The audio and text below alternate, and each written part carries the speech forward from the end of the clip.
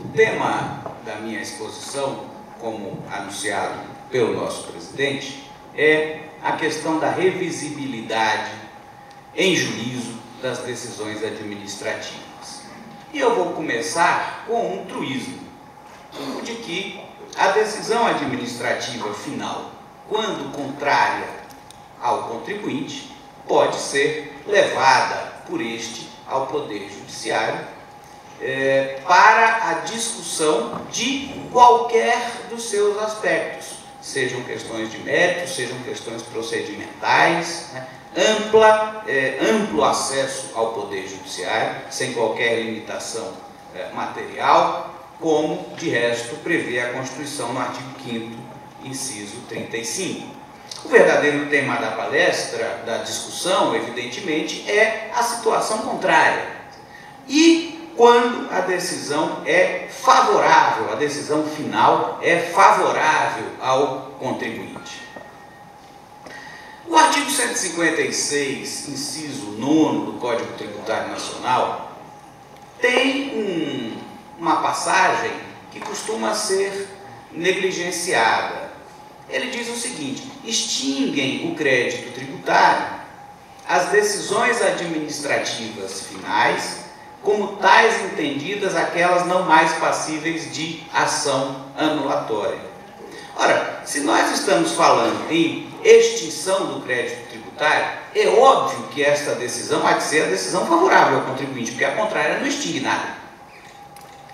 Então, o Código indica que, não diz onde, mas em algum caso será possível esta ação. O que nos cabe, então, é indagar em quais casos esta ação judicial tendente a anular um acórdão favorável ao contribuinte, um acórdão final administrativo favorável ao contribuinte, tem cabimento. E aí é preciso distinguir muito claramente as questões, os aspectos extrínsecos da decisão e os seus aspectos intrínsecos, ou seja, o mérito. Eu tenho como aspectos extrínsecos que podem causar dificuldades ou perplexidades numa decisão administrativa, eventuais errores em procedendo. Por acaso, por um lapso lamentável, houve um erro na contagem dos votos, e aquela decisão que deveria ser pela tomada dos votos desfavorável ao contribuinte foi anunciada como favorável. Ou por algum acaso, a Fazenda não foi intimada para recorrer de uma decisão administrativa de instância inferior, a qual, por acaso, veio a transitar, embora haja o recurso de ofício, mas imaginemos, por exemplo, a hipótese de um recurso de revisão ou de revista, eventualmente cabível. Então, da segunda decisão administrativa, não houve intimação para o poder público, para a Fazenda Pública recorrer. Essa decisão é dada como transitada administrativamente. Eventualmente, isso pode ser revisto. Chegaremos lá, mas de toda maneira é uma perplexidade que se apresenta.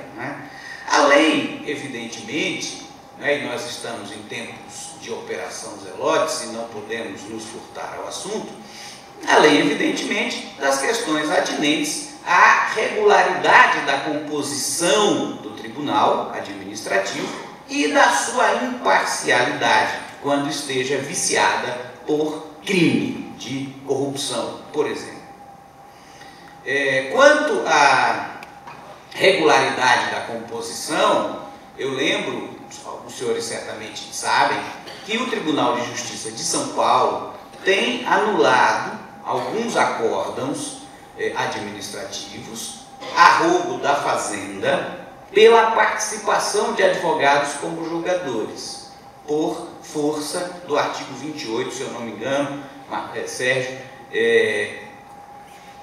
inciso 2 do Estatuto da Ordem, que fala da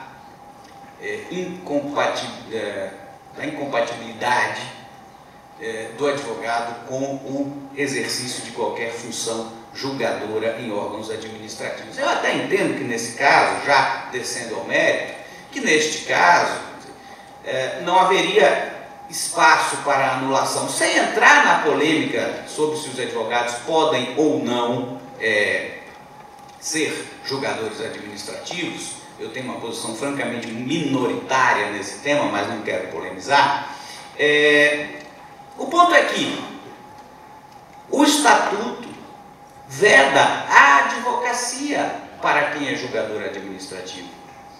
Ou seja, a irregularidade não é julgar, não é participar do tribunal administrativo, no caso, se houver alguma irregularidade, e sim continuar exercendo a advocacia. Ou seja, essa punição teria de dar-se no âmbito da OAB, porque, repito, o que se tem é uma limitação ao exercício da advocacia. Não é irregular, não é ilegal ser julgador administrativo. É ilegal, eventualmente, a depender da interpretação que venha a prevalecer, é continuar advogando enquanto isso. Mas o fato é que é uma questão atinente à composição do tribunal, né? Portanto, elementos extrínsecos ao mérito da decisão. E aqui me parece muito claro que, tanto quanto o contribuinte, também o Estado e também a sociedade como um todo, não só o Estado enquanto fisco, né, fazenda pública, mas a sociedade como um todo, tem interesse, tem legítimo interesse em que todos os processos tributários administrativos sejam julgados de maneira procedimentalmente adequada,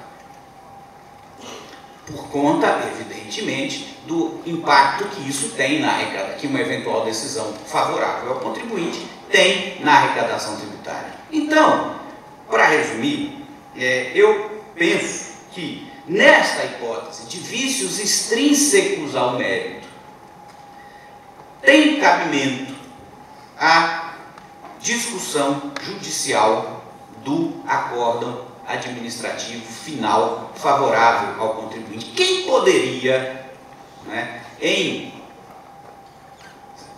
sobretudo nesse momento em que vivemos, né, defender, por exemplo, que um acórdão final, fruto de corrupção comprovada, é irrevisível? Ninguém poderia suportar, defender uma posição desta. Então, no que diz respeito a esses aspectos extrínsecos, má composição, tribunal incompetente, alguém se arrogou aí a qualidade de julgador, não é o tribunal adequado, previsto na legislação estadual, municipal, e nos municípios, então, essa questão é grave, não é? Eu, outro dia, participava de um evento em Juiz de Fora, né, e me surpreendi que um município daquela importância no cenário do nosso Estado não contasse ainda com uma organização de contencioso tributário administrativo. Estava em vias de ser constituído, nem sei se foi. Isso não faz um ano, faz poucos meses. Então, imaginemos que um órgão não previsto na legislação como tal, por acaso julgue e anule uma autuação tributária. Claro que alguém pode reclamar disso, né? Um tribunal incompetente, um tribunal corrupto, né? Ou um julgamento com falhas procedimentais gravíssimas, como, por exemplo, a falta de intimação para recorrer da Fazenda Pública, né? Nesse caso, a ação anulatória por parte da própria Fazenda, a ação civil pública pelo Ministério Público, ou alguma associação, ou todos aqueles legitimados da lei, a ação popular por qualquer cidadão, tem cabimento. Tem cabimento. Em que prazo? O Código Tributário Nacional não discute essa questão. Existe um prazo para a ação popular, que é de 5 anos, o STJ aplica-o por analogia à ação civil pública, mas nós sabemos que prescrição e decadência em matéria tributária são tema de lei complementar. O Código nada diz. Poderíamos aplicar por analogia o prazo geral de 5 anos, daria o mesmo resultado, ou talvez, com maior propriedade, aquele prazo de 2 anos do artigo 169 do Código Tributário Nacional, porque é a única hipótese em que o Código trata expressamente de anulação de uma decisão administrativa em juízo. Aqui, a anulação da decisão administrativa que indefere o pedido de restituição feito pelo contribuinte. O prazo é de 2 anos. Então, como nós estamos aqui tratando de uma anulação de decisão administrativa final, talvez fosse adequada a invocação, por analogia, desse artigo 169. É um tema que eu deixo para a reflexão de todos. E apenas para reforçar essa conclusão de que nestas hipóteses gravíssimas, atinentes, eu queria deixar isso muito claro, atinentes a questões extrínsecas, a aspectos extrínsecos da decisão, nunca ao seu mérito, do mérito falarei daqui a pouco, cabe esta ação. Mesmo, imaginem os senhores, mesmo uma decisão judicial transitada em julgado, ou uma decisão arbitral, que são duas hipóteses de não sindicabilidade judicial em princípio, são questões postas fora da órbita de influência do Poder Judiciário, a decisão transitada em julgado porque já houve o processo, já se encerrou. O laudo arbitral por decisão consensual das partes, apoiada na lei específica, são, portanto, questões fora do âmbito de sindicabilidade do Poder Judiciário, mesmo elas, nessas hipóteses gravíssimas, são passíveis de ação decisória, no caso da decisão judicial, ou de anulação do laudo arbitral por conta do dispositivo específico da lei de arbitragem. Um comentário breve deve ser feito, em particular, para o caso da corrupção. Estranhamente, ou não, porque ainda talvez não tenha havido tempo suficiente, essa questão não se pôs com a densidade que com que deverá se apresentar em breve, nos reflexos, como reflexo da Operação Zelotes. Qual é a possibilidade ou qual é o procedimento para a anulação de uma decisão administrativa final favorável ao contribuinte, fruto de corrupção? Em primeiro lugar, eu quero crer que a iniciativa para essa anulação pressupõe, até pela gravidade da acusação, da imputação, pressupõe o trânsito em julgado da decisão condenatória dos agentes envolvidos na corrupção. Trânsito em julgado e não apenas decisão de segundo grau, meu caro Sérgio. Eu me lembro que na quarta-feira o Supremo, à tarde, como lembrou o Sérgio, decidiu pela prisão após a decisão de segunda instância, portanto, a execução da pena. Na quinta, quebra do sigilo bancário. E eu fiquei pensando, ainda bem que não tivemos sessão sexta, porque o que viria? No caso da corrupção, primeira premissa que me ponho nessa reflexão, é preciso trânsito em julgado da condenação dos agentes, aí já corruptos, ou corruptores também. Em segundo lugar, neste caso, esta ação de anulação tenderá a revelar-se desnecessária. Por quê? O artigo 91, inciso 1 do Código Penal, refletido no artigo 63 do Código de Processo Penal, diz que a condenação tem por efeito tornar certo o dever de indenizar o dano causado pelo crime. Qual é o dano causado pelo crime no caso da anulação ilícita de um auto de infração? O valor do auto, mais os consectários atualizados até o momento, é claro. Então, talvez não seja necessária nenhuma ação de anulação, porque isso já é um efeito da condenação, e sequer uma liquidação, porque é líquido, já está no auto de infração. Em alguma hipótese na qual se considere que esta ação é cabível ou é necessária, o artigo 64 do Código de Processo Penal fala da ação cível para cobrança da indenização, ou para definição da indenização decorrente do trânsito em julgado da decisão penal condenatória. E aqui, um ponto muito importante.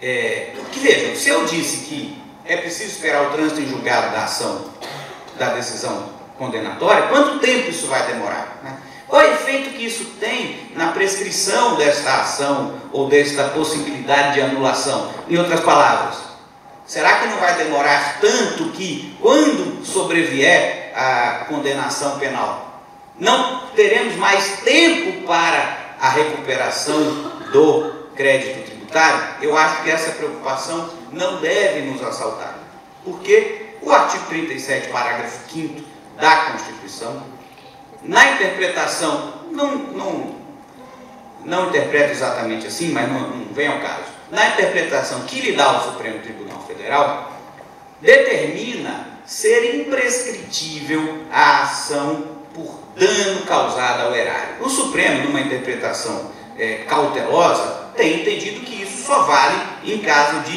ilícito praticado por dolo. E alguns ministros, se eu não me engano, o ministro César Peluso, na época do julgamento, até tentou limitar mais, dizendo não, só vale em caso de crime. Ainda na interpretação mais restritiva, aqui estaríamos no âmbito da imprescritibilidade. Então, não há risco.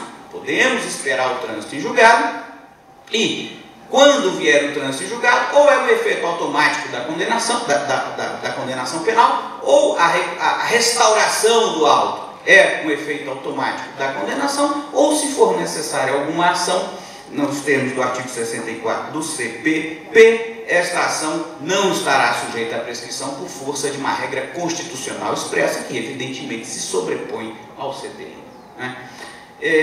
Eu só me pergunto o seguinte: e neste caso, esse contribuinte condenado por corrupção ativa, muito provavelmente, não terá chance de se defender desta exigência? Porque pode acontecer, e a prática tem revelado isso, que nesses casos em que houve acusação de corrupção, não digo que houve corrupção, porque não houve ainda condenação, mas em que houve acusação de corrupção, sempre se tratava de casos limítrofes. Ninguém vendia um caso impossível, em que todas as evidências eram contrárias ao contribuinte, a lei era expressa no sentido contrário à pretensão do contribuinte, porque isso seria muito fácil de ser desvendado. Então eram aqueles casos limítrofes, e muitas vezes casos bons, em que o contribuinte poderia ganhar independentemente dessa prática nociva da corrupção, e que alguém ali vendeu uma facilidade adicional. Pergunto: está condenado por corrupção? Isso não se discute, até porque tirava dúvidas ali com o meu professor pouco antes, Sérgio. O crime de corrupção é de mera conduta.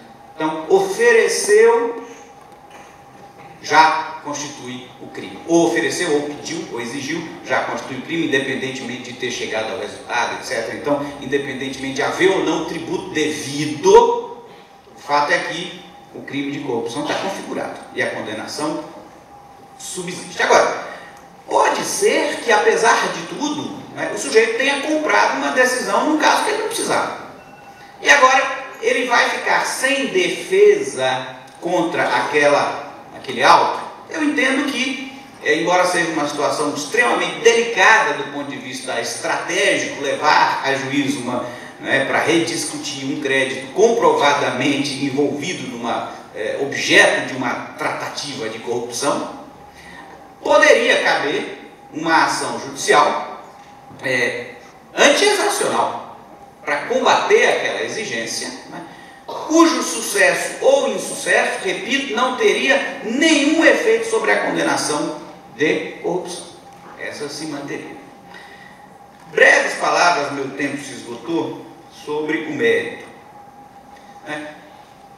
Até agora falamos só da anulação por falhas extrínsecas. E no mérito, pode a Fazenda Pública ou algum terceiro interessado combater uma decisão administrativa final por não concordar com a conclusão de fundo? Aqui a minha resposta é peremptória. Não, não pode. A fazenda pública não pode, porque seria um ato de esquizofrenia. Ela mesma, um órgão que integra a administração, revendo o lançamento, disse: esse lançamento que alguém lá na origem entendeu que deveria ser feito, afinal não procede. Né? E depois a própria administração vai a juízo para anular um ato seu. Né? Quem são as partes desse processo? Não dá nem para cogitar uma hipótese dessa. Né? E nem se cogite de isonomia. Bom, o contribuinte pode ir a juízo, por que a fazenda não pode? Primeiro, que é um ato dela. Segundo, que o amplo direito de acesso ao judiciário, lá do artigo 5º 35, é uma garantia, quem diz não sou eu, é a Constituição, é uma garantia do cidadão contra o Estado, e não do Estado contra o cidadão. É de mão única. E a gente, às vezes, tem um certo constrangimento de dizer isso e não deve ter. É de mão única. Depois o seguinte, como isonomia, se o voto de qualidade, normalmente, é do físico. Pelo menos no CARF sempre é do físico. Né? Portanto, já não existe isonomia na origem. Na dúvida, o crédito subsiste. E o contribuinte que vá brigar em juízo. Quer dizer, o contribuinte só ganha no administrativo se o seu direito for muito claro, né? A ponto de ele conseguir levar votos, inclusive de juízes ou julgadores indicados pela Fazenda. Então, não há isonomia, não há falar em isonomia. E os terceiros? Algum terceiro pode? Houve, como sabemos, ações populares, né, contra algumas decisões do CARF antes das Elotes. Porque o sujeito lá, que era um sujeito meio complicado, tinha um histórico um pouco peculiar, mas o fato é que ele não concordava, ou dizia não concordar com algumas decisões de mérito e saiu entrando com diversas ações populares. Um terceiro, a Fazenda, eu já disse, acho que não pode, seria um ato esquizofrênico. Mas o terceiro, pelo menos essa peste de esquizofrenia, não poderia ser aplicada, né? Ele é um terceiro àquela discussão. Não é um ato dele que ele está combatendo em juízo. Mas, vejam bem, ele estaria aqui tentando fazer valer a sua interpretação contra a interpretação da própria Fazenda Pública, que entende que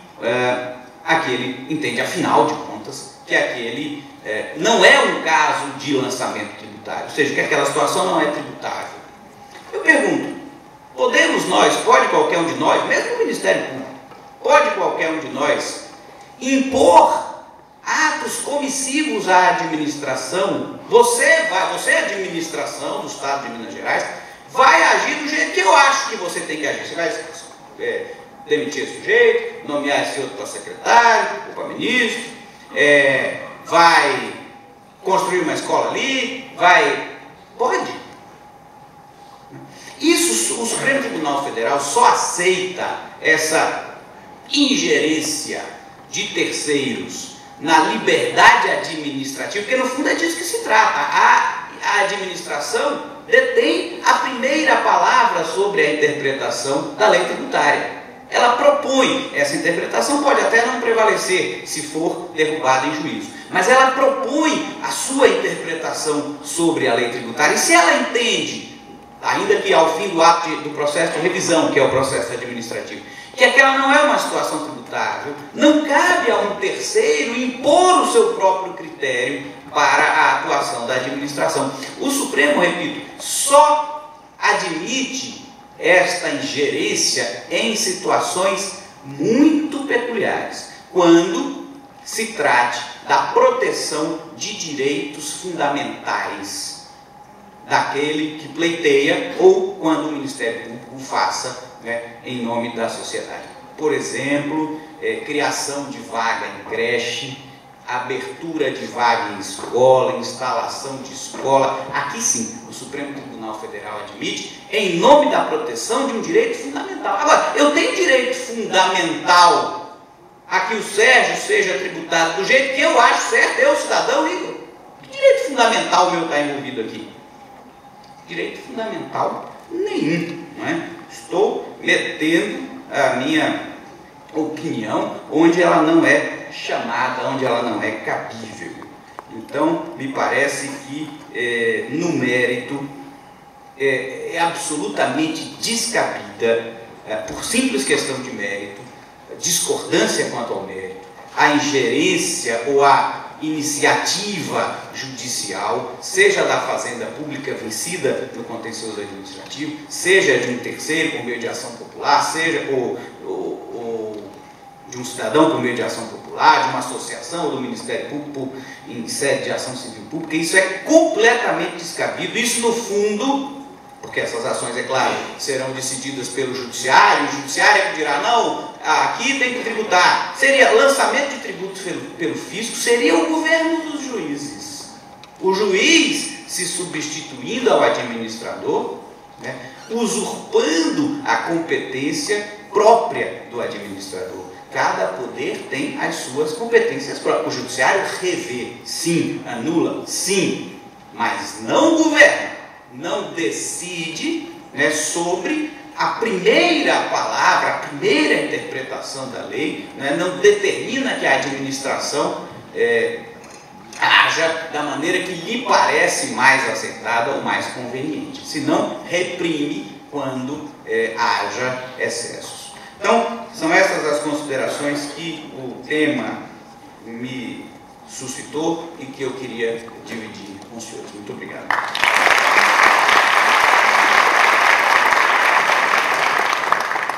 Eu agradeço ao professor Igor Mauler Santiago.